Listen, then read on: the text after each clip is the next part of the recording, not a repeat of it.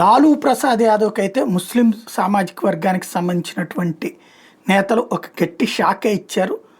ఏంటయ్యా అంటే లాలూ ఇక్కడేంటి ఒక కొత్త ఫార్ములాని తెర మీదకి తీసుకొస్తున్నాడు. మీరు నేను కలిస్తే నువ్వు నేను కలిస్తే మనం కలిస్తే జనం టైప్లో ఓ స్టేట్మెంట్ని ముందుకు తీసుకొస్తున్నాడు. అందులో భాగంగా ఏంటయ్యా అంటే ప్రధానంగా తెర మీదకి తీసుకొస్తుంది ఏదైతే యాదవ ముస్లిం సామాజిక వర్గం కలిస్తే ఇంత ఓటింగు అన్నటువంటి దాన్ని అతను ప్రొజెక్ట్ చేసుకొచ్చాడు.